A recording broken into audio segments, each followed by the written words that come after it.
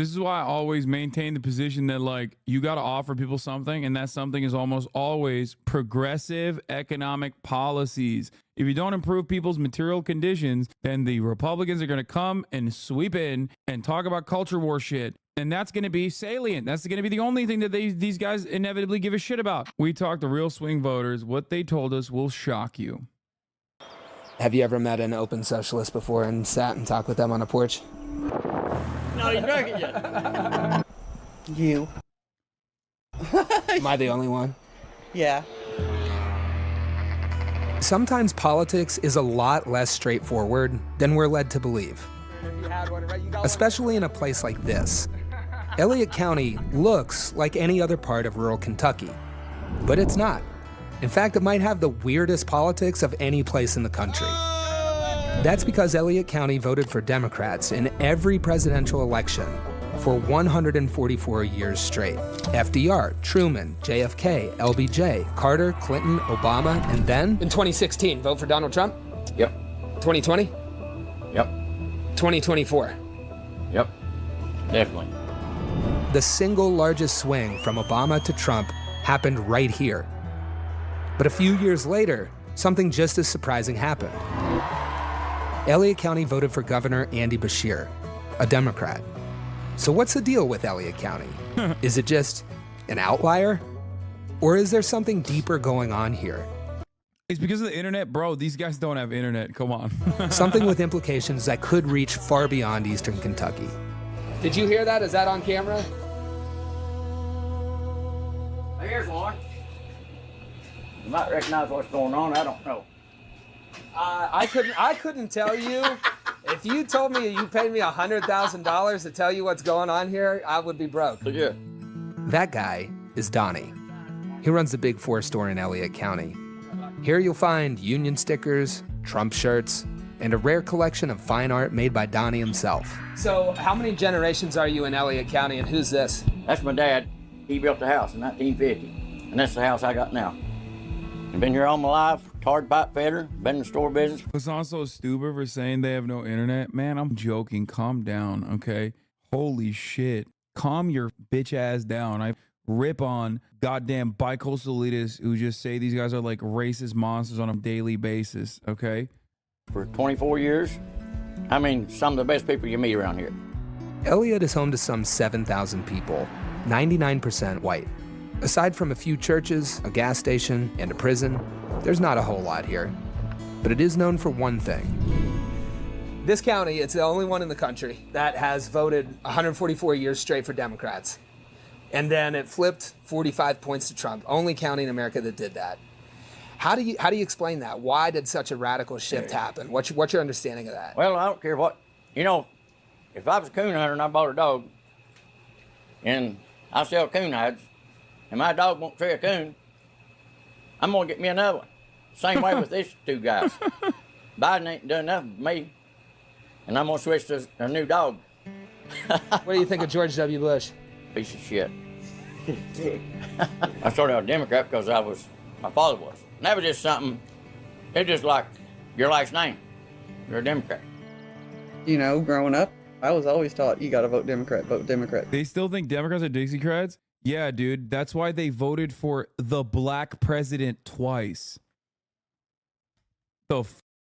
No. Like, party loyalty might come from Dixiecrat sentiment originally. But, like, these guys voted for Obama twice, dude. Vote Democrat. What did it mean to be a Democrat? Was it connected to anything? That is just how the county went. The Democrats was giving money for the county, and we were trying to get roads fixed, trying to, you know, make this county something. Yeah. And that's who was helping us. When a county votes for one party for 144 years straight, it can be hard to know where that kind of loyalty even comes from. Some folks say that FDR's New Deal had something to do with it. The New Deal put millions to work building roads and schools and bridges, created Social Security, and established by law the right to form a union. And for decades, he's explaining that, by the way. At some point, a Democratic president did something monumental for their family history, and they honor that pretty long. This is it. Cemented the idea that Democrats were a party for the working class. Democrats were looked at for the poor people.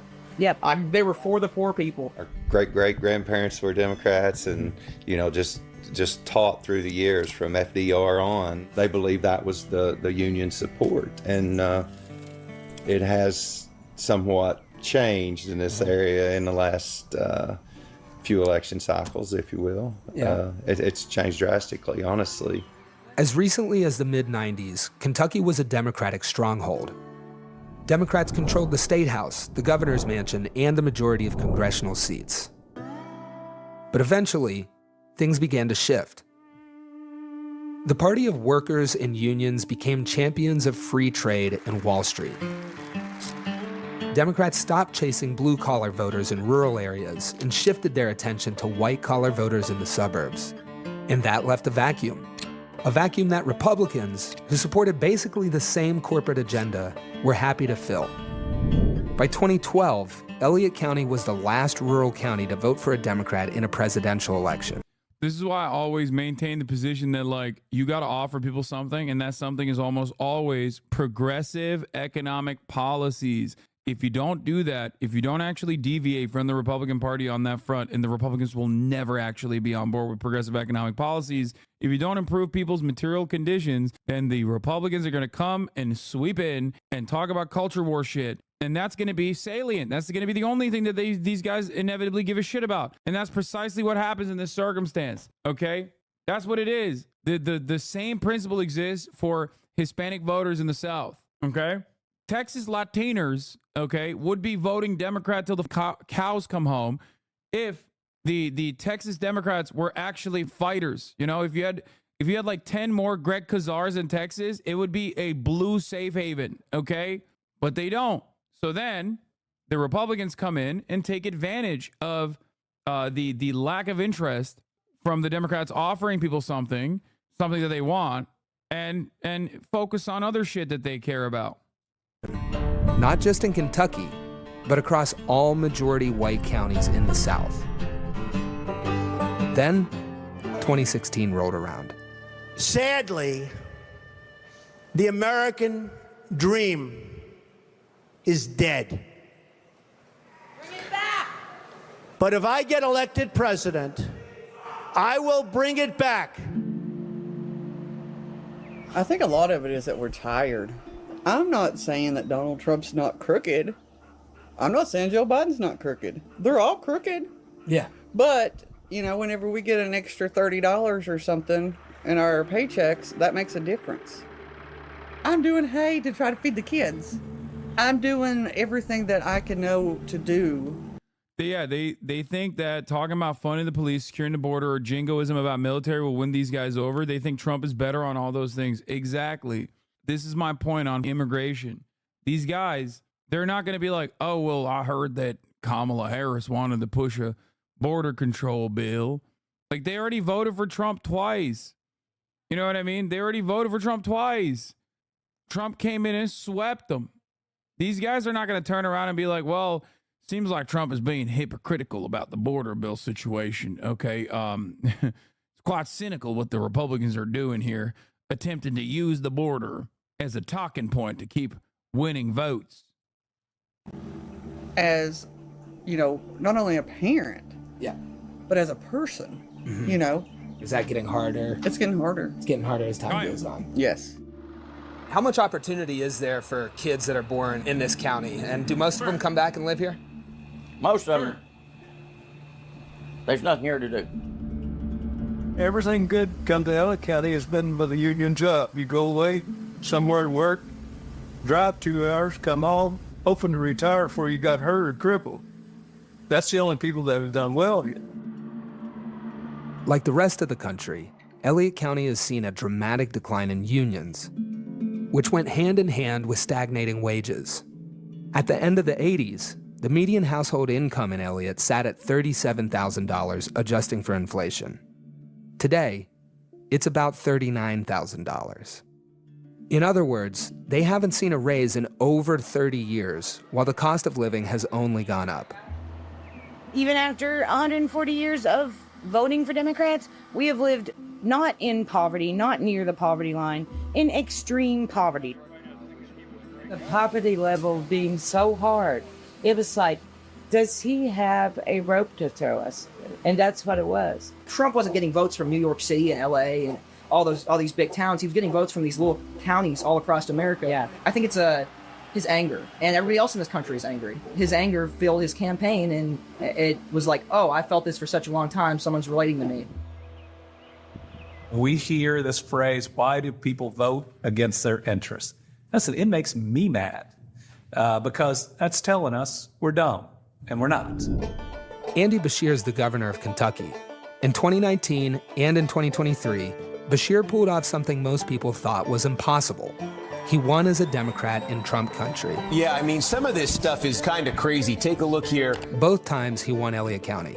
I certainly think, at least for me, winning Elliott County was about waking up every day focused on the same issues that Kentuckians wake up and worry about. It's not the outrage of the day in Washington, D.C. It's things like, do I have a good job, one where I can afford to raise my family? Who is moving my life forward? Bashir won partly by distancing himself from the National Democratic brand, which has become toxic in Kentucky. But he's not a moderate either. He ran as a pro-union candidate, campaigned on raising teacher pay, and implementing universal pre-K. And like many folks in Elliott County, Bashir traces his political roots back to the New Deal. FDR showed up, and he produced.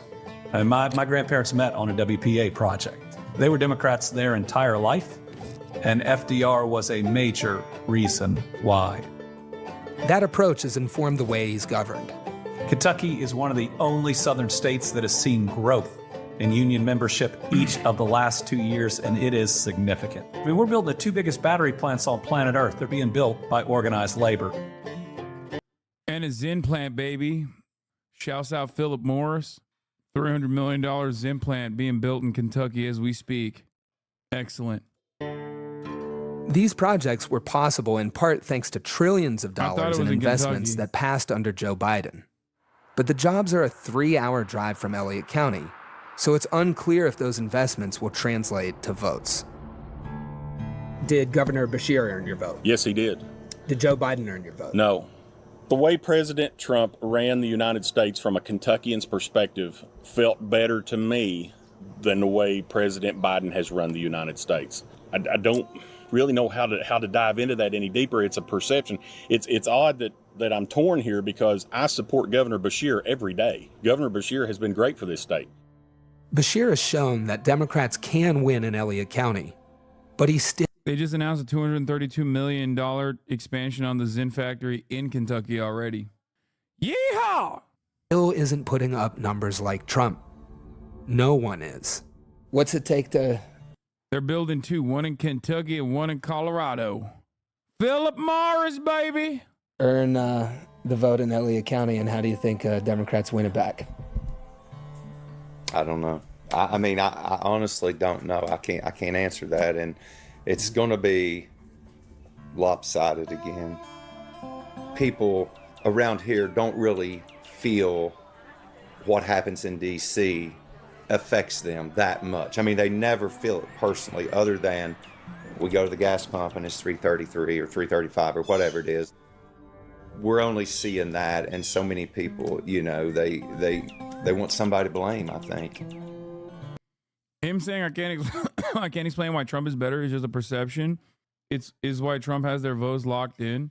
Yeah, vibes. All of these people, by the millions they're coming in, they are destroying your social... I mean, vibes born out of like their underlying material circumstances.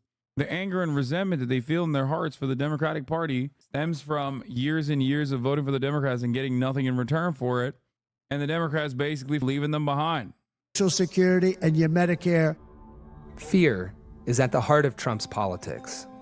And few issues bring up more fear than the southern border. Where's the border rank for you in the list of, political issues? This is the funniest thing, because ain't no Mexican motherfucker coming to Kentucky, bro, especially to this neighborhood. You know what I mean? Like, the fuck do you mean the border is my biggest issue? I mean, they are. They're just not going to this neighborhood, okay? You know where they're going? They're going to the trailer park down the street to the poultry facility. Okay? That's where they're going. It's true. In southern states where you have all this like agricultural production and you have all these poultry facilities, meat packing plants, shit like that, you will always see trailer parks right next to the factory. That's where all of the undocumented migrants are. And they were shipped there by the facility itself. We actually have lots of Latinos in Kentucky because of all the farm jobs. Oh my God, I already said that, man. I'm saying that right now as you're writing it in the chat. Oh my God, every single person has to be like, actually, I know, dude, I know. They're just not coming here. Does that matter? 1. It's number 1? Yes. How long have you felt the way that you do about the border? Probably in the last 2 years. The way they're letting them come in, and it's like, you know, it's like there's got to be a stop to it somewhere. Why do you think so many people are coming up across the border? Well, it has to be, you know, they've got to be a hell of a spot down there. I mean, I can understand what's going on. By the way, this is precisely why this very same guy could be convinced for amnesty, as in the same breath say that he wants mass deportation. Straight up. Every single Republican is like this, dude. Every single American is like this. You just want something better. What are those forces that...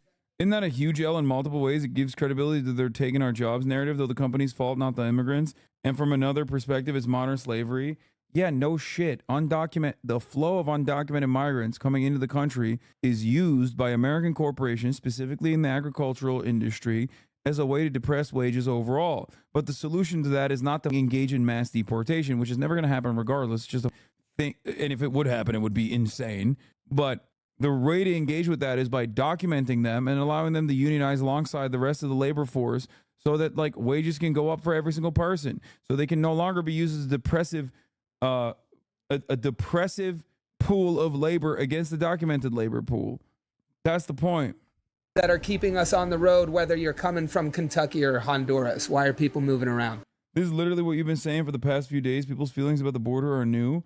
What? No, past few days. I've been saying this for the past decade. Not past few days, chatter. I've been saying this for the past few years, for the past decade. And I've been saying it because it's true. Feed their family. It's not here.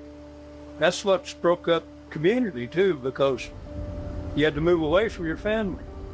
You got brothers you hadn't seen in 10 years because they're stuck in Michigan on an hourly job. They're leaving horrible conditions to come here. I get it. Right. I understand that. Right. But there has to be a right way of doing it. Where is our funding for those people? Why are we not putting it back into our Social Security, into our veterans? Why aren't we doing that? You tell me. You're the leftist. Yeah. So one of the things that I am always thinking about too is people who are in that situation, or working people who don't have the luxury to not go to work. Mm-hmm. They'll look around at other working people and say, I can't get by because of what you're doing or something. And meanwhile, in the background, we're adding more billionaires year after year after year. These people having not just $1 billion, but 10 and 20 or $200 billion. Mm-hmm. Where do they fit into this situation where somebody who's cutting hay in 90-degree weather to feed the kids, where do the billionaires fit into that equation? Good luck to them. I'm glad that they have it. But how many people did they hurt to get it? And 9 times out of 10, they're high in a political world. Mm-hmm, yeah. And they're using government funds and what they know on the insider to make that money. You said recently, quote, when you give, they do whatever the hell you want them to do. You better believe it. So what specifically did they do? That was, by the way, this was part of the reason why Trump was so popular. He said, I'm a billionaire. I knew how to manipulate the system. I literally paid for half of these people's salaries and their congressional runs. And that's precisely what people responded to. They were like, oh my God, that's great. If I ask them, if I need them, most of the people on this stage I've given to, just so you understand. When I need something from them 2 years later, 3 years later, I call them, they are there for me. And that's a broken system. When it's people coming across the border versus, say, billionaires or something like that, who's got the most influence over the problems that you think we face as a country? Millionaires. Yeah. Yeah. Yeah. Do you think you have more in common with migrant from Mexico or Donald J. Trump? Great question. A migrant from Mexico. Yeah. A migrant from Mexico. Absolutely. Absolutely. Because we're out here working to survive to feed our families. There are a lot of theories about why a place like this would go for a billionaire like Trump. Maybe it's because Trump said the quiet part out loud. That politicians in both parties had abandoned the working class. Maybe he gave them someone to blame for their problems. Immigrants, queer kids, radical socialists. But here's another theory. They voted for Trump because both parties felt captured, caught up in a system that no one here could influence. In their mind, they thought Trump was going to save us. He's not a politician. He's going to be a little bit different. It was completely a lie. We're just in such a dire need for things to get better that they're grasping at any straw that they can reach for. Andy Bashir offered one alternative, an old school approach that reaches for what the Democratic Party used to be, a party that stood with the working class in small towns and in big cities. But Bashir is fighting an uphill battle. Even in a county that voted blue for 144 years, Trump is still winning by huge margins. How do you compete with that? Maybe the answer is to do something that Trump would never do. Unite the working class by taking on the biggest threat we face. I just don't like the big guy because... Is someone not fully dialed in? This fully confuses me how people can think in such contradictory ways. What do you mean? They just have no faith in the Democratic Party. The Democratic Party never offers them anything. That's it. It's at the heart of what I can talk about on a daily basis. Democrats have completely given up on trying to captivate people. They have switched their efforts into white collar voters. That's it. And every single year, every single election cycle, more of the blue collar vote, especially in southern states, hemorrhages and either relegates to the non-voter status, or they even end up sometimes with a unique case like Donald Trump, move into the Republican category completely.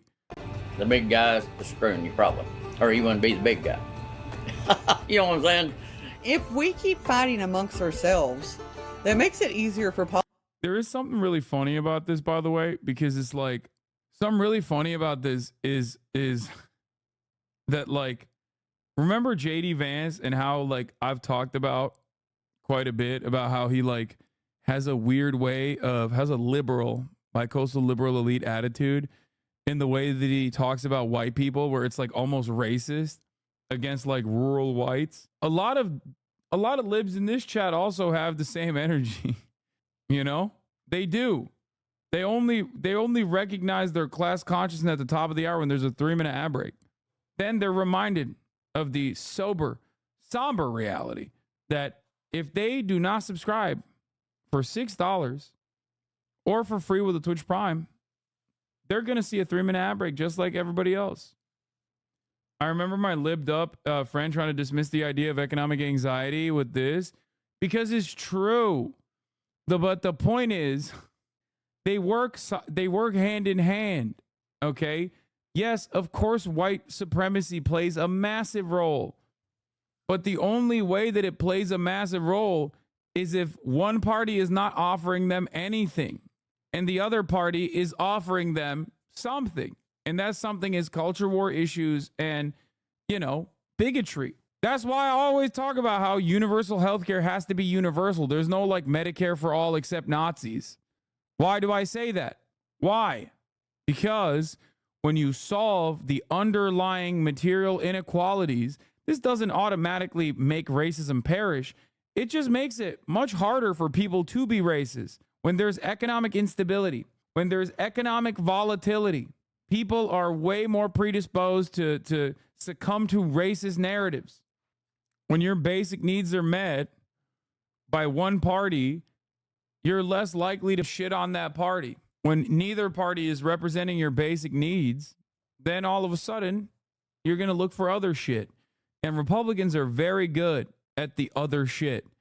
And this isn't just an American phenomena. This is a global phenomena with the rise of fascism everywhere in the Western world. Oh, Politicians to get a hold of you. Well, how do we get to a situation where the working class is united around common interests? Do you think that's possible? I would love to see it. Because if you could get the working class to stick together, you know, maybe it would make a difference. It'd have to. Hi, thanks for watching.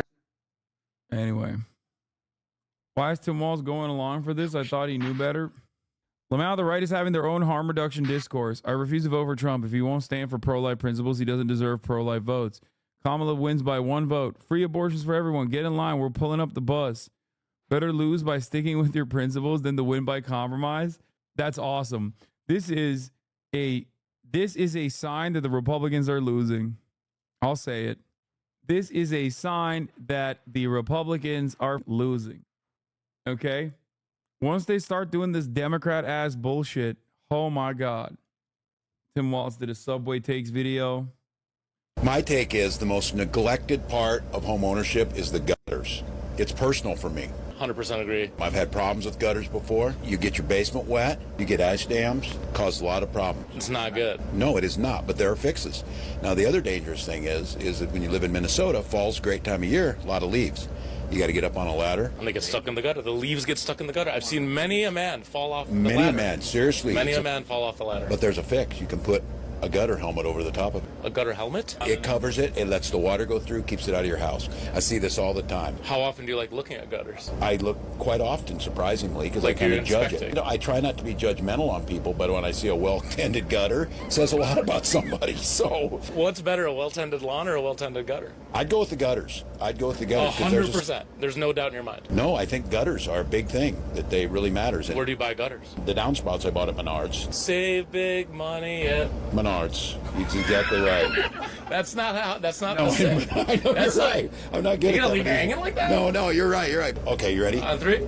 Save big money at Menards. And keep your receipts, 11% rebates, but you got to send them in. It's a little bit of a challenge, but keep your receipts. You send it in. About 6 weeks later, you'll get your 11% back. These are great takes. And you believe that cheese belongs on the inside of the burger. I know this is very controversial for folks, but it's not controversial. I Not think for where you everyone come from. agrees. You've been at Juicy Lucy. Doesn't everyone agree? I don't I think have they a song do. called Juicy Lucy, by the way. You can play it at your rally.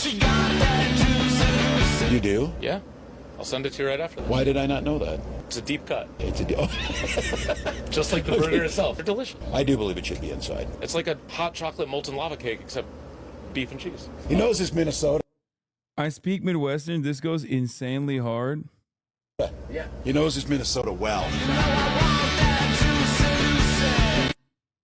I still like Tim Walz. It's hard for me not to like him. He's a teacher after all. But goddamn, dude. He was made in a lab. No way there's such a normal politician.